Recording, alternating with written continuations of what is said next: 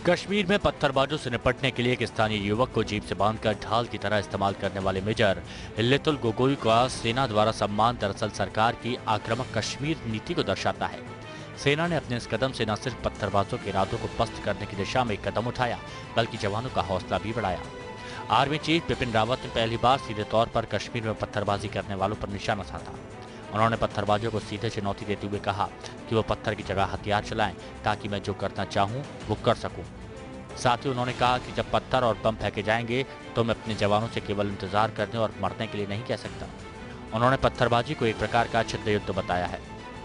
उन्होंने कहा कश्मीर में भारतीय सेना घृणित युद्ध का सामना कर रही है, जिसे नए तरीके से लड़ने की जरूरत है। आर्मी चीफ, आर्मी मुखिया का जो बयान है स्टोन पेल्टर्स को लेकर, इसको हम पूरी तरह समर्थन करते हैं।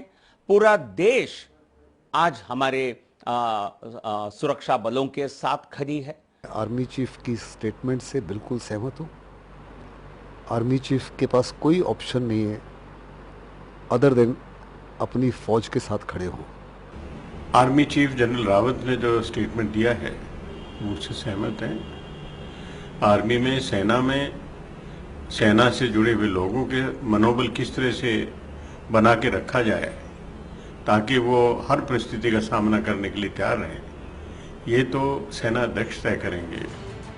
सेना ने आतंकवादियों के खिलाफ अभियान तेज किया है।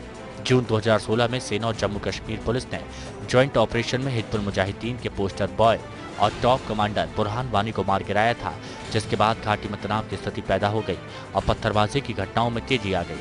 वानी के बाद अब 27 मई को त्राल में हिजबुल मुजाहिदीन के एक और टॉप कमांडर सब्जार अहमद भट्ट को भी सेना ने मार गिराया।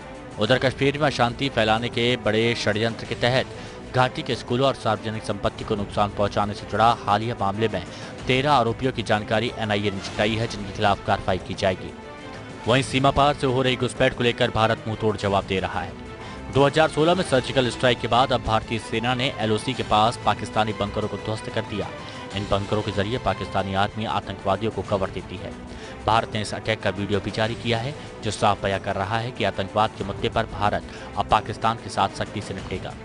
सेना के एक प्रवक्ता ने बताया कि इस समय एलओसी के पार बने लॉन्चिंग पैड पर 200 से 250 आतंकी हैं। पाकिस्तानी सेना इन आतंकियों को जल्द भारतीय इलाके में घुसपैठ कराना चाहती है, लेकिन इन आतंकियों को सरहद पर ही मार गिराने का भारतीय सेना ने पूरा इंतजाम कर रखा है। इससे पहले रक्षा मंत्री अरुण जेटली ने सेना को कश्मीर की ओर इशारा करते हुए बयान दिया कि जिन इलाकों में युद्ध जैसी स्थिति है वहां सेना अपने फैसले लेने को स्वतंत्र है।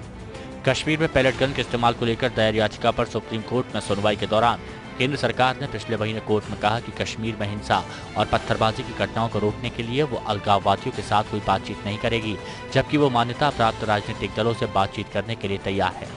वहीं गृह मंत्री राजनाथ सिंह ने कहा कि कश्मीर समस्या पर किसी शर्त के साथ बातचीत नहीं की जाएगी।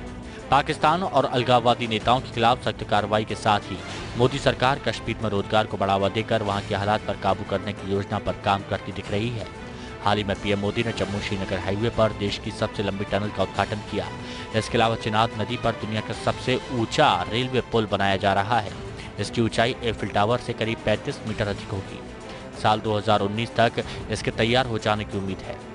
इस टनल और पुल की मदद से सैलानियों का कश्मीर जाना बेहद आसान हो जाएगा और राज्य में पर्यटन के जरिए कारोबार के नए अवसर पैदा होंगे। कश्मीर में भटके हुए नौजवानों को रोजगार देकर मुख्यधारा से जोड़ने की भी कोशिश की जा रही है, जिसका नतीजा भी दिख रहा है। हाल ही में वहां हुई सुरक्षा कर्मियों की भर्ती में बड़ी संख्या में नौजवानों ने हिस्सा लिया, जो सरकार के लिए अच्छा संदेश है। Bureau report, APN.